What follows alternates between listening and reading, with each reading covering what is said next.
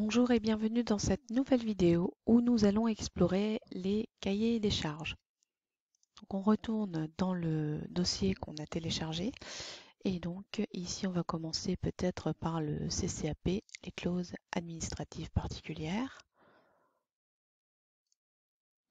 Voici le document.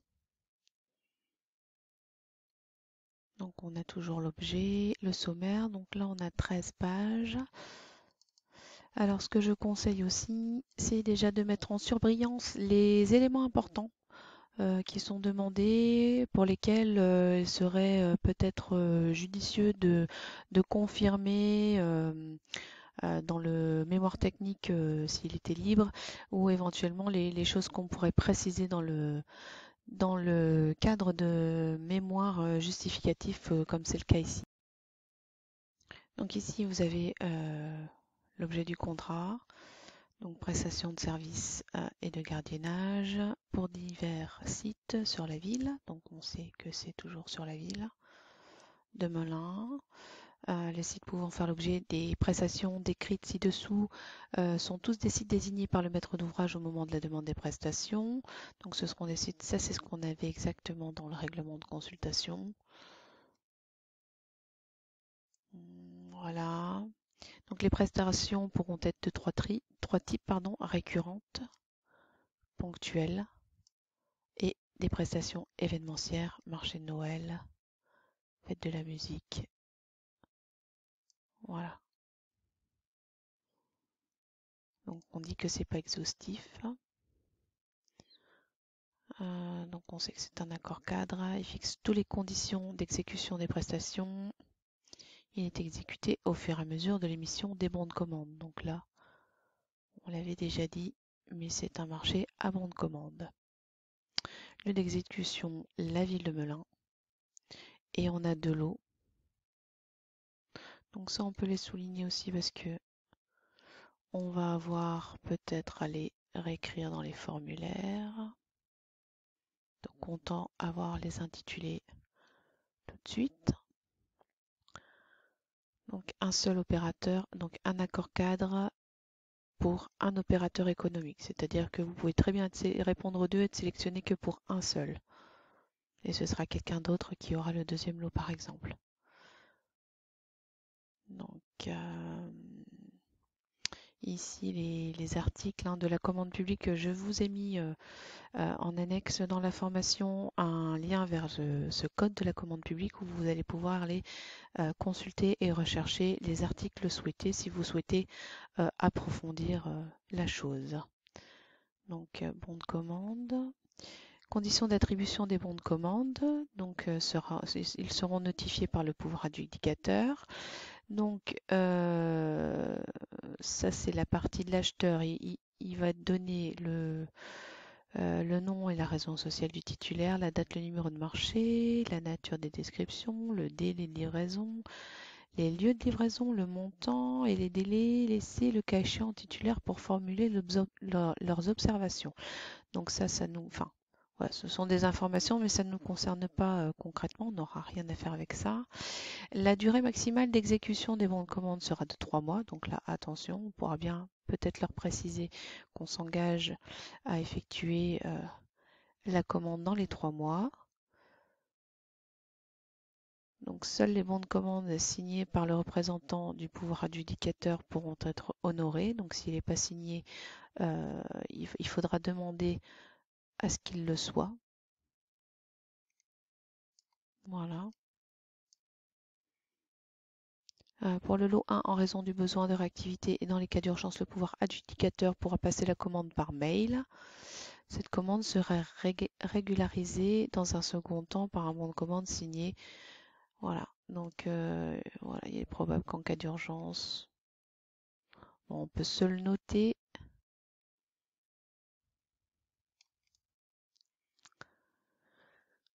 Réalisation des prestations similaires. Le pouvoir adjudicateur pourra confier au titulaire de l'accord cadre un ou plusieurs nouveaux accords cadres ayant pour objet la prestation de réalisation similaire. Donc ça, c'est chouette. Il nous donne la possibilité d'avoir des commandes complémentaires. La durée pendant laquelle le nouveau accord cadre pourrait être conclu ne peut dépasser 3 ans à compter de la notification.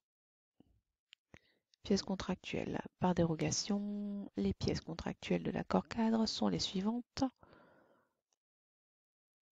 Donc, l'acte d'engagement. Oui, en fait, ce sont toutes les pièces engageantes qui font partie du DCE, hein, l'acte d'engagement bordereau, le cahier, hop, le bordereau, le cahier des clauses administratives, techniques, le mémoire justificatif. Donc, en fait, le document que vous allez produire ici, mémoire justificatif, ça va être contractuel, ça va faire office de contrat, vous allez vous engager. Pièce générale, le cahier des clauses, la loi relative à la sécurité quotidienne, les activités privées de sécurité et les décrets. Bon, ça c'est spécifique à l'activité propre de sécurité. Donc là, je laisserai les entreprises concernées regarder tranquillement. Ça doit déjà leur parler, mais voilà. Confidentialité et mesures de sécurité. Donc là, voilà, il y a toujours une clause de confidentialité dans ce type de contrat. Rien de particulier. Protection des données à caractère personnel, ça, c'est le RGPD. Donc si vous avez, en général, voilà, c'est ça, c'est si vous devez traiter des données personnelles, voilà, vous devez vous conformer à cette réglementation. La durée et le délai d'exécution accord cadre est conclu pour une période initiale de 1 an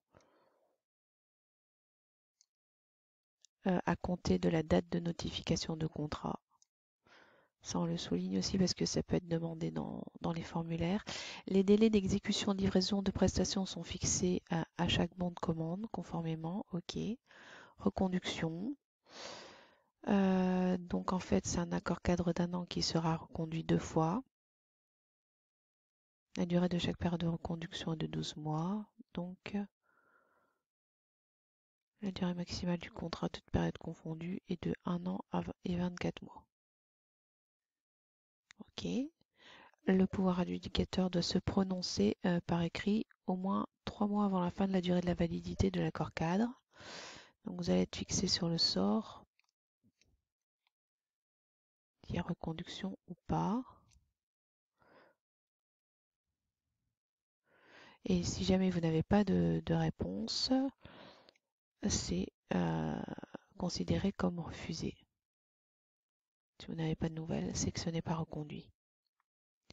Le titulaire peut refuser la reconduction de l'accord cadre par décision écrite. Donc vous pouvez très bien prendre la décision d'arrêter ce contrat, de ne pas le renouveler. Et pour cela, vous devez faire un écrit. À partir dans un délai à compter de 15 jours, à partir du moment où vous avez reçu cette notification. Voilà. Et pareil, si vous n'avez pas de réponse suite à votre notification, ça veut dire que c'est accepté. Donc, cependant, si le délai n'était pas respecté, la reconduction pourrait néanmoins être effective. Dans ces conditions, le titulaire pourra, par décision écrite, notifier au pouvoir adjudicateur, refuser la reconduction dans un délai de 10 jours à compter de la notification de la décision de reconduction. Le titulaire est réputé avoir accepté la reconduction s'il ne prend aucune décision à l'issue de ce délai.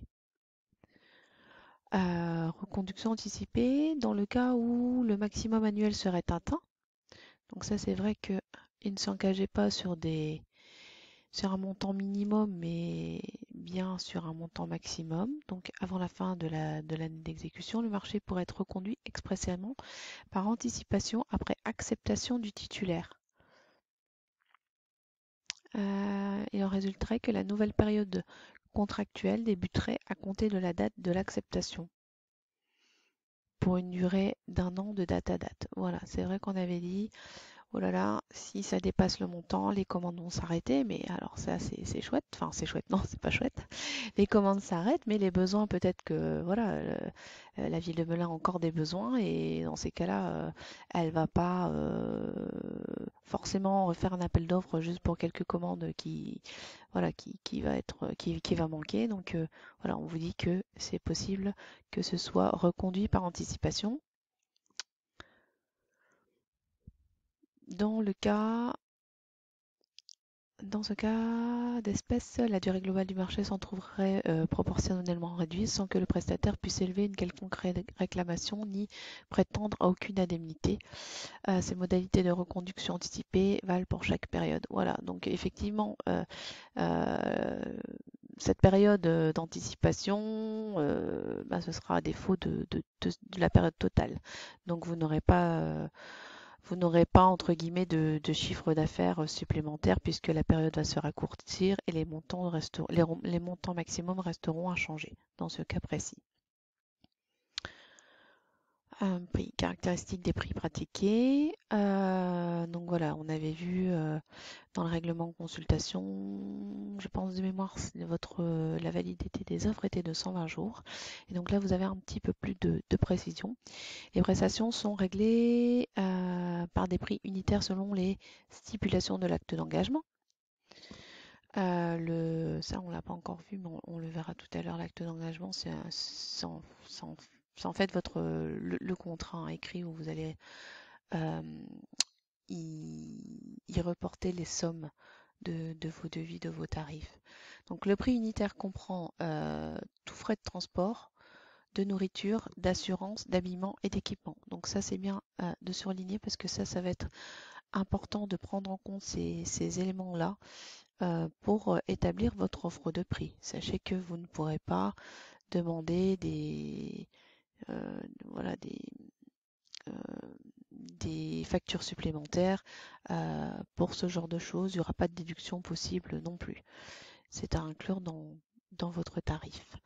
Sont implicitement comprises dans ces prix toutes les charges du titulaire, notamment les frais de permanence, ça aussi on peut le noter, les frais de permanence, la rétribution des contrôleurs chargés de veiller au bon respect des prescriptions, ainsi que celle des directeurs, et le cas échéant amené à se déplacer sur les lieux à surveiller. Donc aucun supplément. Sont également inclus dans ces prix les frais généraux du titulaire, notamment les frais de télécommunication, de rédaction nécessaires à l'édition des rapports et des comptes rendus. Voilà. Si vous décidez d'engager une secrétaire ou une personne dédiée à ce poste-là, voilà, vous devez l'inclure dans votre offre de base. Le montant total des prestations pour la durée de l'accord cadre est de, donc ça on l'avait vu dans le règlement de consultation, mais on peut tout à fait les reprendre en compte.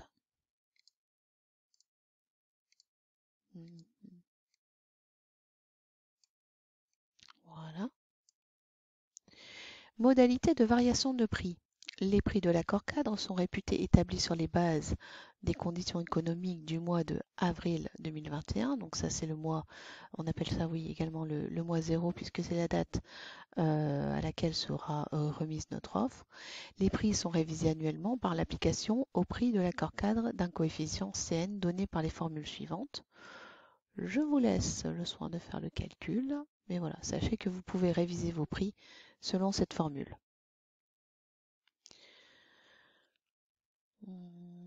Là aussi, vous pouvez mettre que le mois d'avril 2001, les dates d'établissement des offres.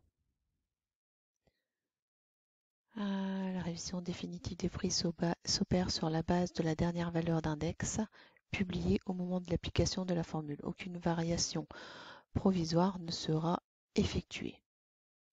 L'index de référence publié au moniteur des travaux publics par l'INSEE et l'index. Voilà.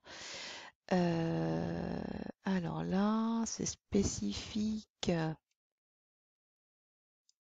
la sécurité. Alors, les personnes qui sont dans ce secteur d'activité doivent connaître cette pratique et qu'il est possible de consulter cet index-ci pour répercuter, pour mettre à jour leurs tarifs.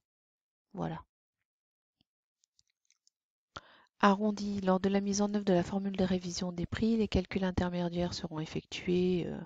Voilà, donc ça c'est du détail, hein. Ça vous pouvez, ça va être quand vous allez revoir éventuellement vos prix, mais c'est pas pour l'offre de base. Enfin, après, c'est bien de l'avoir en tête que vous puissiez effectivement revoir vos prix, mais vous pourrez vous y pencher un peu plus tard quand ce sera le moment, enfin quand le moment sera venu de réviser vos prix.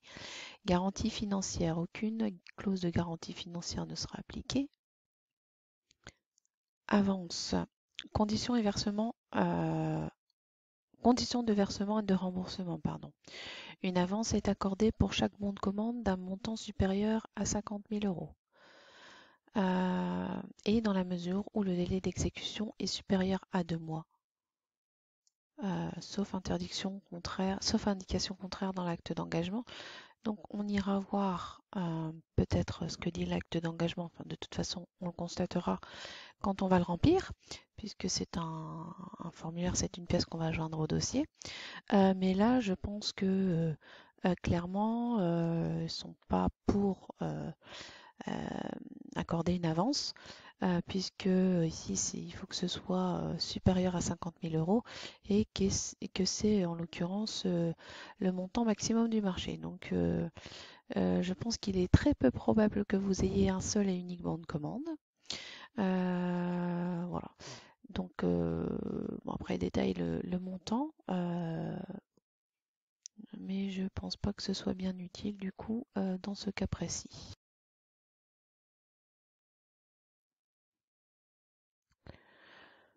Modalité de règlement des comptes, donc à compte et paiement partiel définitif. On vous dit les modalités de règlement des comptes sont définies dans les conditions de l'article 11 du CCAG-FCS.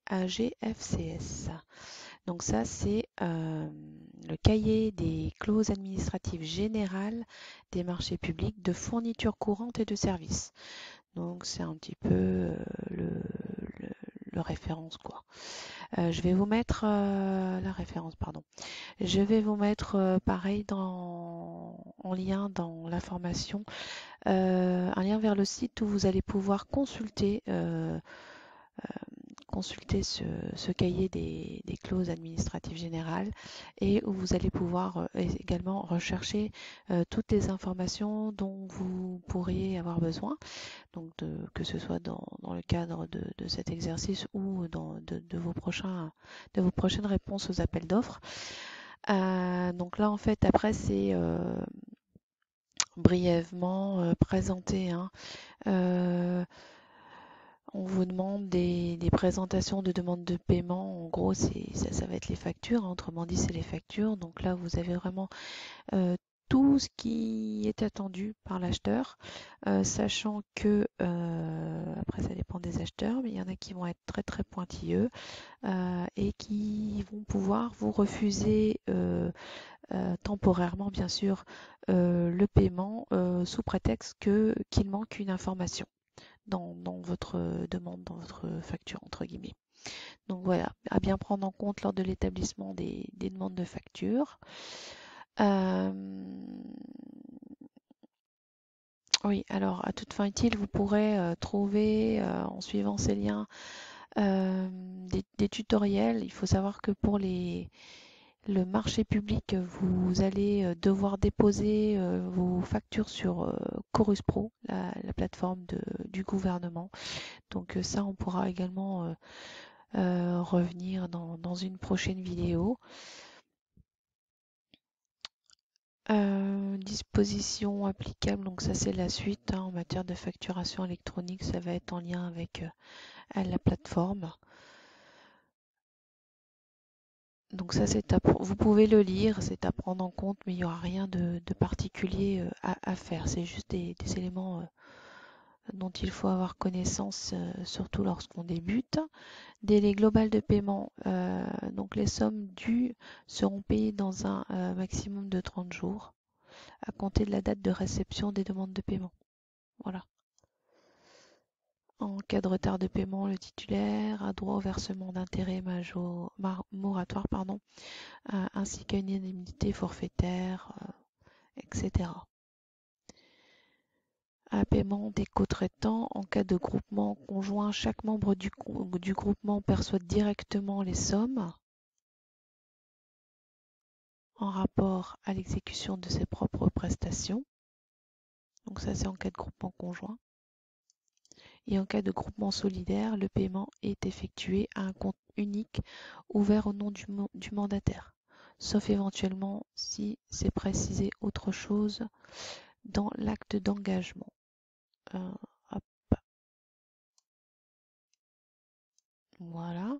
Donc, sinon pour les généralités, on vous demande également de vous reporter au cahier des clauses administratives générales.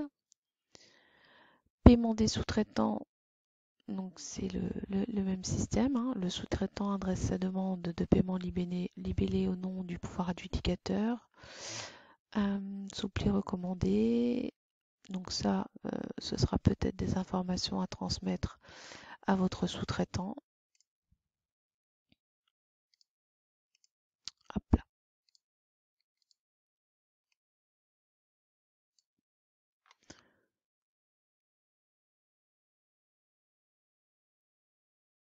Le paiement des sous-traitants s'effectue dans le respect global de paiement. Ces délais titulaires sur le paiement demandé ou l'expiration du délai 15 jours. Donc ça, je vous laisse en prendre connaissance. Conditions d'exécution des prestations. Les prestations devront être conformes aux stipulations du contrat. Donc les normes et spécifications techniques. Ouais. Donc là, si on vous demande des normes précises, là c'est engageant, hein. Vous devez vous conformer à ces exigences-là. Voilà, accord 4 s'exécute au moyen de bons de commande dont l'exécution commence à compter de la date de notification du bon. Voilà, donc vous avez 3 mois. Contestation d'exécution, donc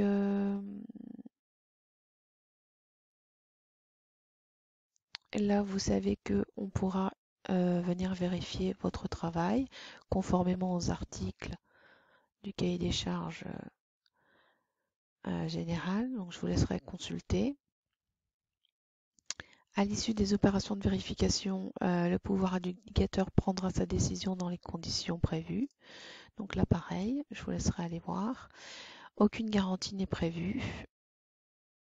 Pénalité de retard. En cas de retard dans la prise de poste, alors le titulaire encourt par demi-heure de retard une pénalité fixe à 50 €. Donc là aussi, c'est bien de prendre connaissance du montant des pénalités. Il n'est prévu aucune exonération de l'application des pénalités de retard. Voilà. Le titulaire subira également en cas d'interruption de prestation une pénalité de 100 € par heure. Donc là, attention, ça peut vite grimper et entamer, enfin prendre sur votre marge, quoi. Donc attention quand même au retard. Donc là, pareil, vous avez ici toutes les sommes à prendre en compte. Hop.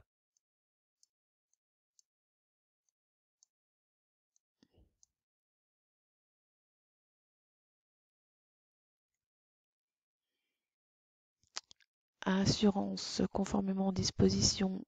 euh, donc voilà, dans un délai de 15 jours à compter de la notification du contrat et en tout commencement d'exécution,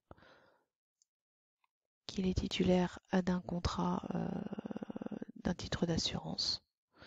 Donc voilà, si vous n'avez pas d'assurance, je ne pense pas, mais voilà, sachez qu'il va falloir présenter une attestation très rapidement. Conditions de résiliation de l'accord cadre. Donc là, on avait vu qu'on pouvait refuser la reconduction. Et là, on précise les conditions de résiliation. Donc voilà, vous pouvez ne pas recevoir d'indemnisation. Donc là, je vous laisse aussi aller consulter les articles si vous le souhaitez. Là, c'est en cas de redressement, de liquidation judiciaire. Là aussi, c'est un cas particulier. Donc là, je vous laisserai voir si vous êtes concerné. Règlement des litiges et de langue. Donc voilà, on donne le tribunal compétent en cas de litige. Et toujours, on dit que ça doit être en français ou accompagné de traduction. Cession de contrat. La cession de contrat au profit d'un nouveau titulaire dans le cadre d'une restructuration de l'entreprise. Par exemple, si vous venez à vendre votre entreprise, euh, à condition que cette modification n'entraîne aucune modification substantielle du contrat et que l'opérateur économique présenté remplit les critères de sélection initiaux. Donc éventuellement, cela ne posera pas de problème. C'est vrai que c'est un contrat sur 3 ans. En 3 ans, il peut se passer beaucoup de choses. Donc, on vous dit que vous pouvez transvendre et transmettre le contrat, mais que la ville de Melun peut aussi le résilier s'il ne souhaite pas travailler avec votre successeur, par exemple. Prestations complémentaires.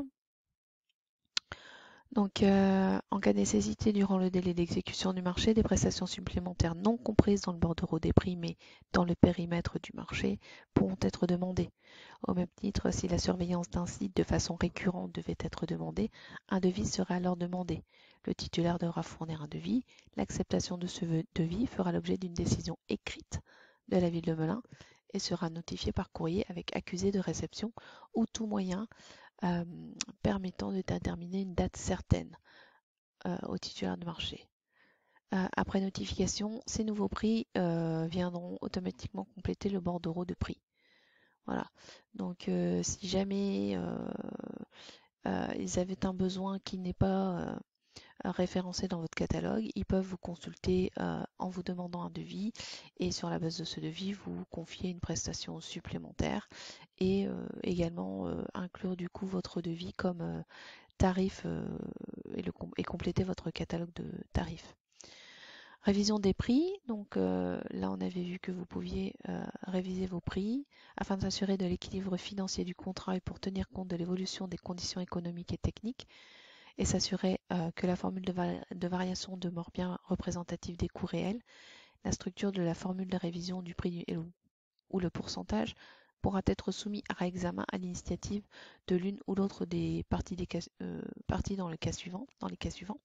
Si la définition de l'un des indices de la formule de révision venait à être modifiée ou si l'un des indices cessait d'être publié. En cas d'évolution importante de la législation ou de la réglementation, notamment de la législation fiscale, de la législation du travail, des règles de sécurité ou de législation relative à la protection de l'environnement, les prix pourront être donc impactés d'une hausse ou d'une baisse. Donc là, voilà, vous savez qu'il est encore tout à fait envisageable de discuter sur le prix en fonction de l'évolution du marché et de, voilà, oui, du marché et de l'économie aussi.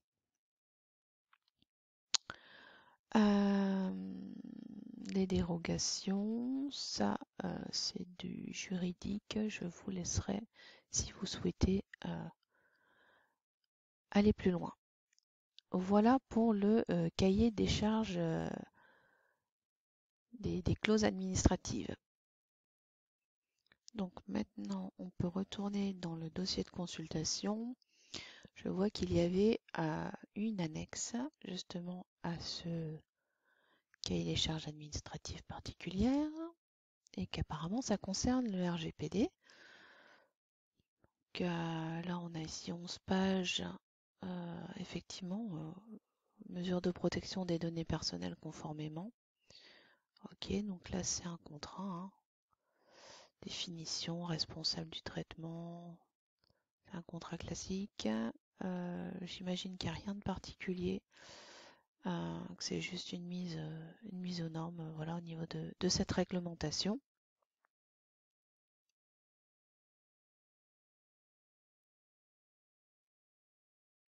Qui avait probablement été oubliée dans le cahier des clauses administratives. Donc ça, il n'y a rien de particulier. Et donc, on va pouvoir aller explorer le cahier des charges techniques. Hop, le voici.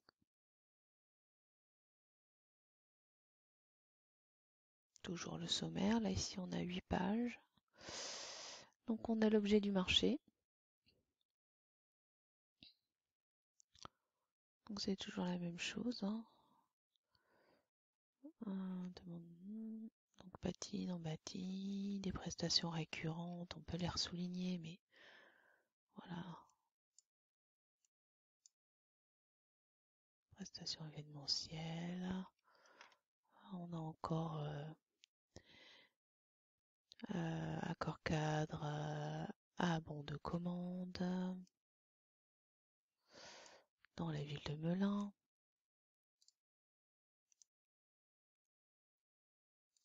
Accord cadre est passé en application, les missions de bon de commande, les lots, peut-être pas tous surlignés. Hein. Chaque lot, un seul opérateur économique par lot. Dans la limite des offres, sont censés connaître et maîtriser les spécificités du marché auquel ils candidatent, les conditions de réalisation ainsi que la finalité de chaque opération. Donc une obligation de résultat. Les titulaires sont responsables de la bonne exécution des prestations en conformité des prescriptions de ce présent cahier des charges. Du fait de leur expérience et de leur qualification, aucune stipulation de l'ensemble de ces pièces contractuelles ne saurait être interprétée comme les déchargeant de cette obligation de résultat. La réalisation du présent marché est soumise aux normes de réglementation française en vigueur. Le titulaire devrait être détenteur d'une autorisation préfectorale agrément CNAPS. Donc ça c'est spécifique du secteur d'activité de la sécurité, mais en tout cas si vous n'êtes pas en possession de cet agrément, c'est pas la peine d'aller plus loin. Ou alors il faut vous dépêcher d'en faire la demande. Voilà, pour répondre dans les temps éventuellement. Prestations effectuées. Les prestations effectuées comportent d'une manière générale la surveillance et le contrôle. Alors là, on a un petit peu plus d'informations. La surveillance et le contrôle des entrées et sorties des personnes.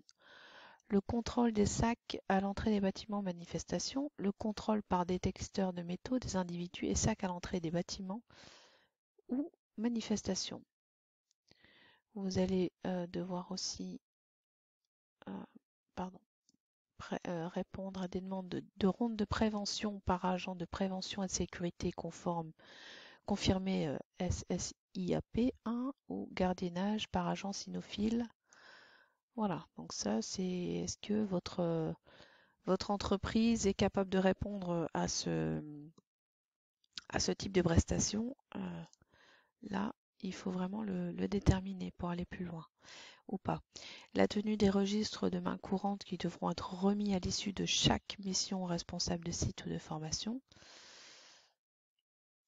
L'assistance du personnel chargé au secours aux blessés ou malades. La tenue des registres récapitulant les mouvements de personnel et de gardiennage de tous les incidents survenus au cours du service, incidents qui devront être signalés au responsable du site.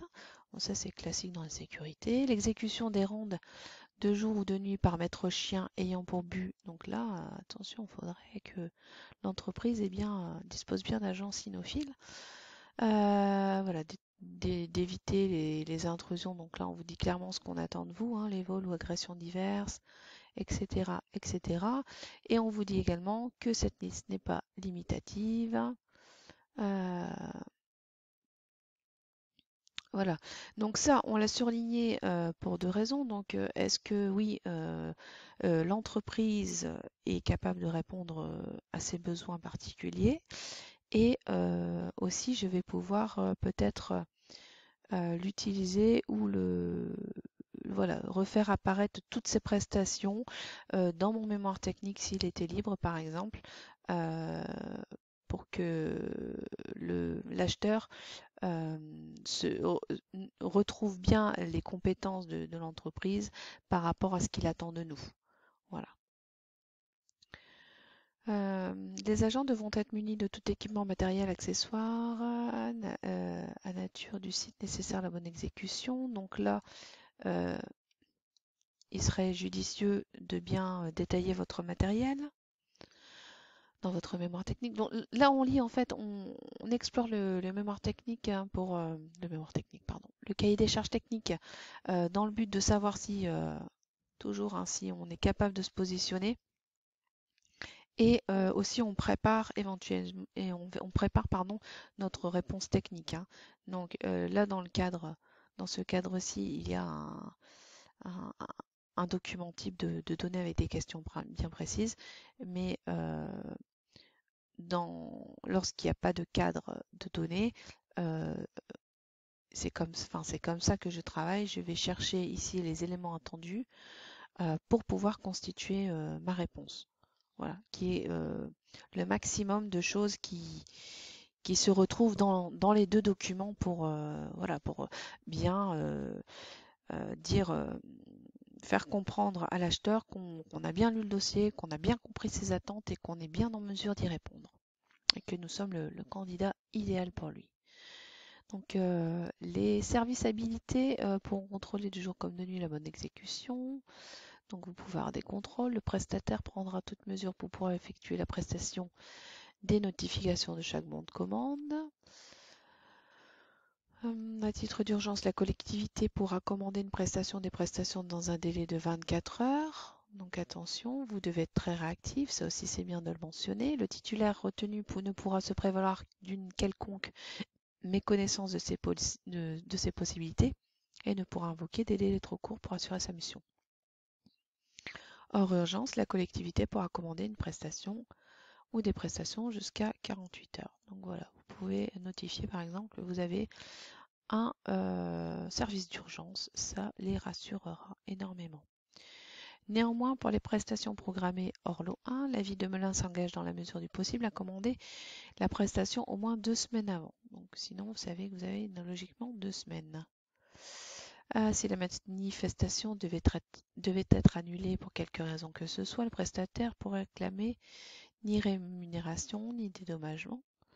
Ok. Le titulaire devra pouvoir mettre à disposition aux jours et aux horaires indiqués dans chaque bon de commande le nombre de personnel demandé pour l'exécution de la prestation, même en cas de jour férié.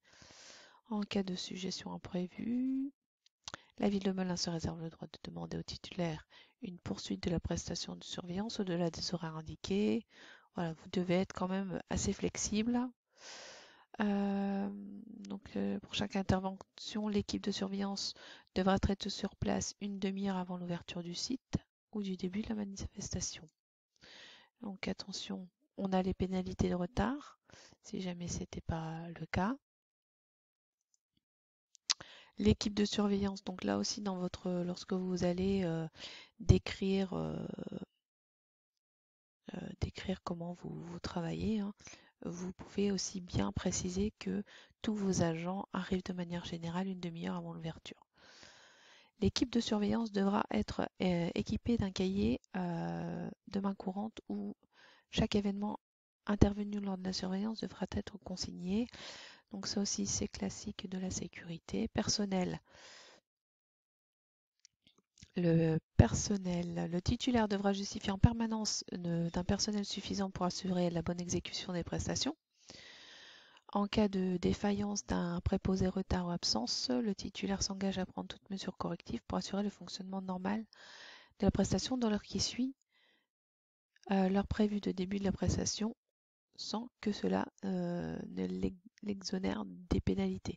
Donc effectivement, vous avez un petit droit à l'erreur, mais vous allez être quand même, vous allez avoir quand même votre pénalité. Et vous devez voilà, comment dire, de réparer ce qui n'a pas été afin que ça ne se reproduise plus. Donc là, je pourrais dans mon mémoire technique, je pourrais préciser que vous avez peut-être, j'imagine, un système de qualité où vous avez voilà, où vous évaluez, où vous consultez, par exemple, vous faites des réunions enfin régulièrement pour examiner les problèmes et apporter une solution, par exemple. Ça pourrait vous apporter des points. L'ensemble des agents de sécurité intervenant dans le cadre de l'exécution du présent marché doit disposer d'un contrat de travail passé avec le titulaire. Celui-ci devra être en parfaite règle avec la législation. Le titulaire doit apporter la preuve qu'il a un contrat de travail en cours de validité avec le ou les agents qu'il emploie dans le cadre de l'exécution des marchés. La personne publique se réserve le droit, en cas de non-respect des dispositions du présent article, de procéder à la résiliation. Donc là, en fait, oui, c'est normal, mais c'est classique aussi. D'ailleurs, on vous demande l'attestation au regard de l'emploi. Donc ça va être entre guillemets, voilà, inclus dans, ça va être justifié par cette attestation, cette partie-là. Les maîtres chiens veilleront à respecter les règles de sécurité sanitaire vis-à-vis de leur animal, pardon. Ils leur devront être en mesure lors de contrôles inopinés par la collectivité en avant la prise de service de justifier de certificat de vaccination, des différents éléments permettant l'identification. Donc là, peut-être dans le mémoire technique, pas spécialement vous contenter de présenter votre personnel avec leur profil, leurs atouts, etc. Mais également de faire une petite présentation des animaux avec voilà, en spécifiant bien qu'ils sont tous à jour de leur vaccination, etc. De plus, la collectivité se réserve le droit de vérifier les équipements. Ok. Dans le cadre de l'exécution des prestations du présent marché, le titulaire est tenu au respect de la législation en vigueur.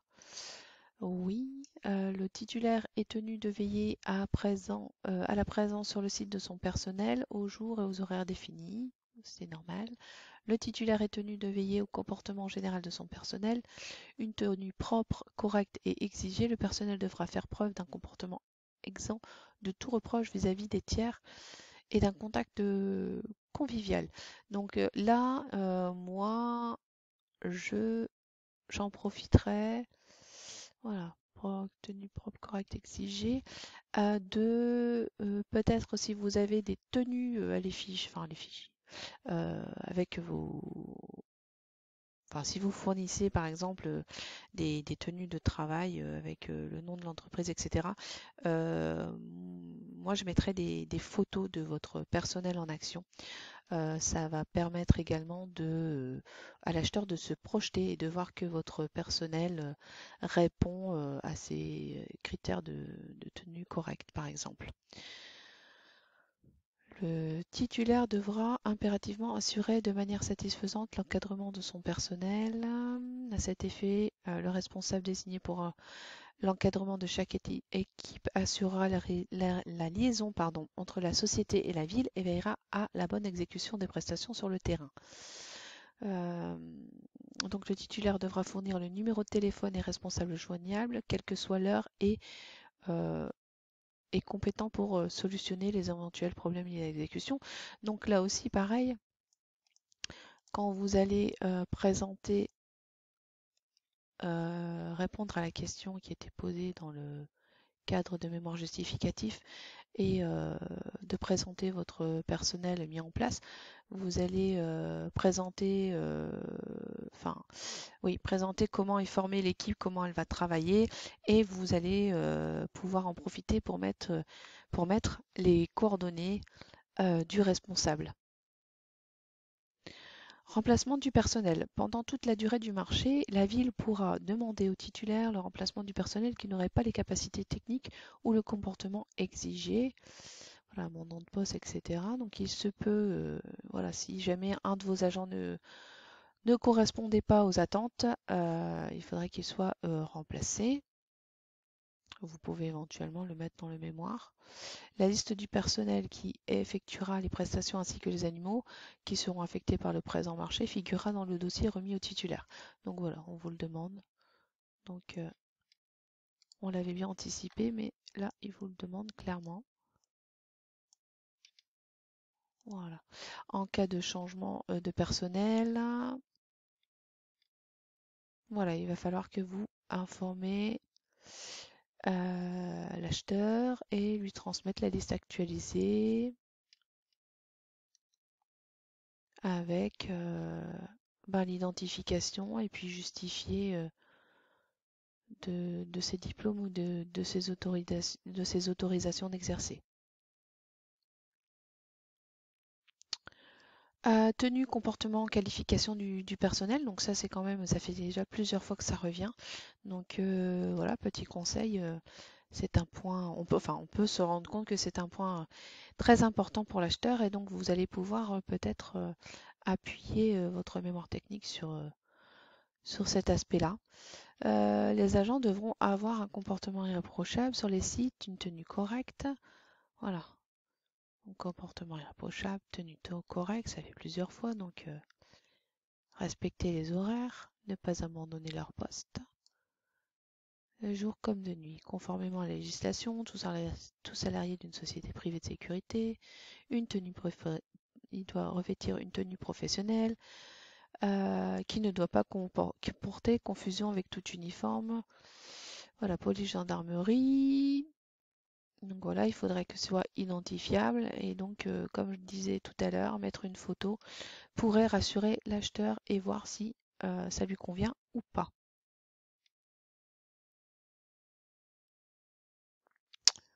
Les attestations, vous devez fournir les attestations de qualification.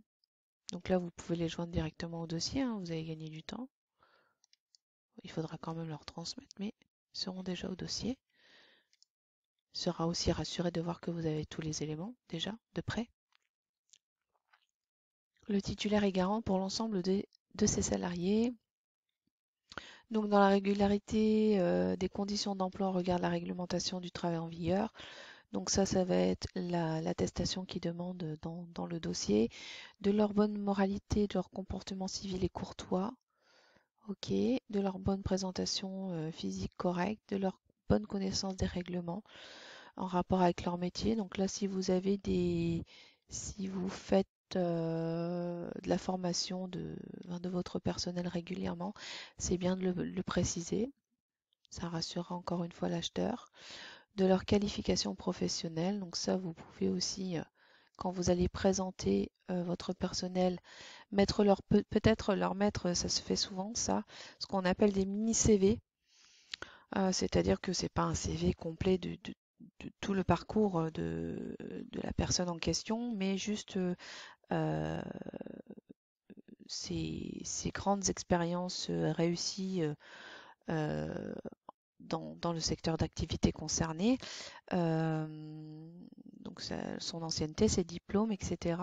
Et aussi s'il a des particularités, des compétences particulières qui le font sortir du lot et qui justifient d'autant plus euh, le choix de cette personne-là plutôt qu'une autre.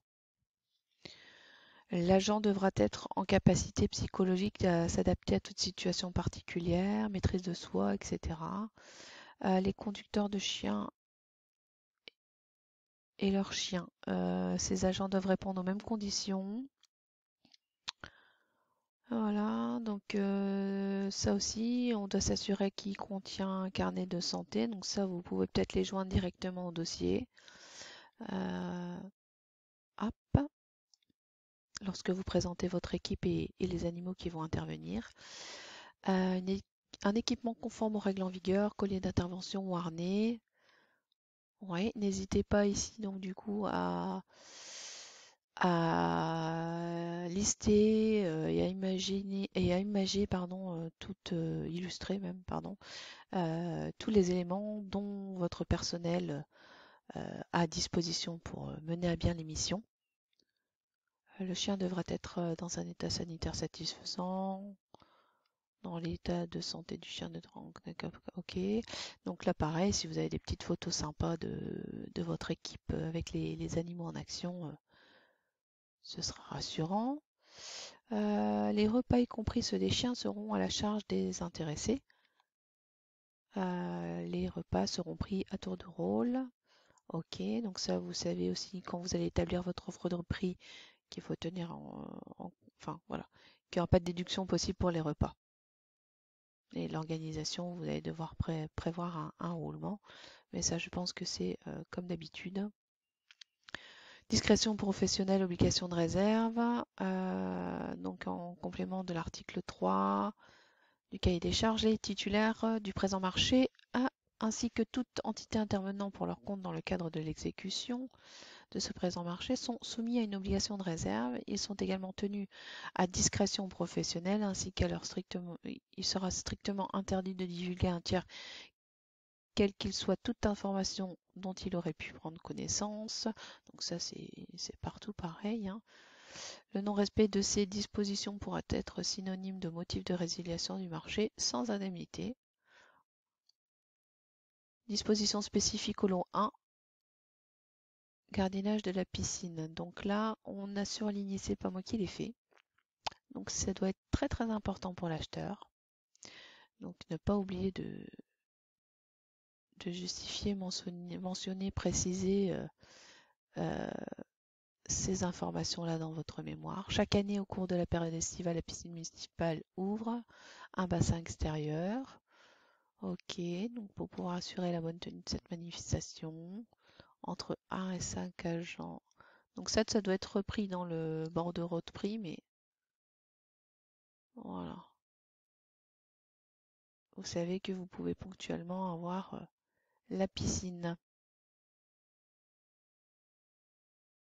Et donc là, on vous dit que cette prestation dépend fortement de la météo.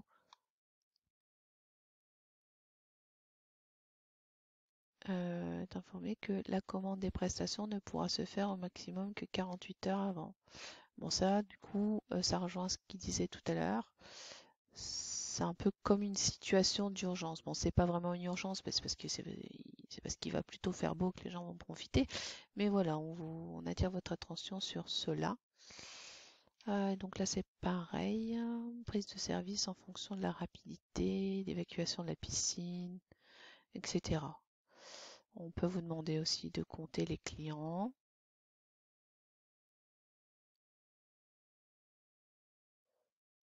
Voilà, on vous dit aussi que ça va varier, le nombre des agents va varier en fonction de la météo. Donc voilà, rassurez-le en disant que vous êtes flexible, peut-être.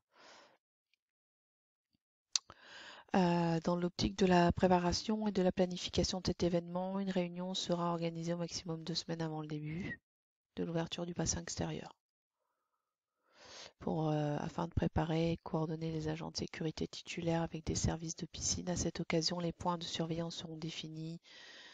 Un débriefing aura lieu dans un délai de 1 mois à compter de la fin de la période. Ok.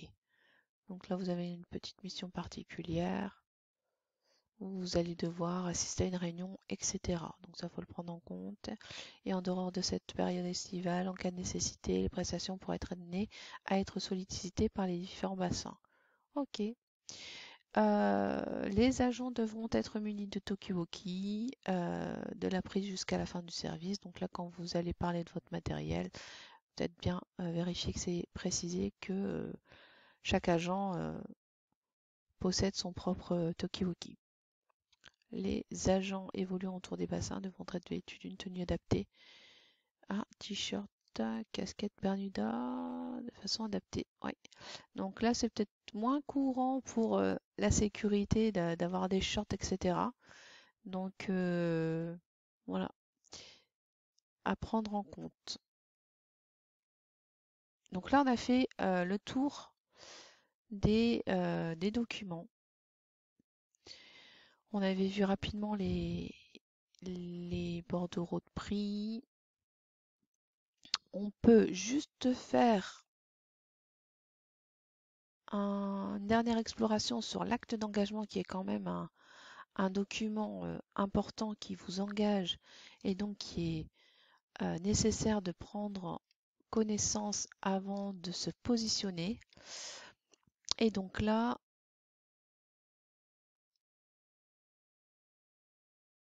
on a 10 pages. Je vais peut-être agrandir. Pas trop. Toujours l'identification. Donc là, en fait, on le verra plus tard. Mais vous avez l'identification. Donc là, c'est les coordonnées. Les dispositions générales, les lots, mode de passation ouverte, OK. Forme de contrat, accord cadre, ça on a déjà vu. Prix, on nous apprend rien. Durée de l'accord cadre, les personnes à contacter, on vous les demande ici dans l'acte d'engagement. Paiement, donc là, ça va être les coordonnées bancaires, il n'y a rien de particulier.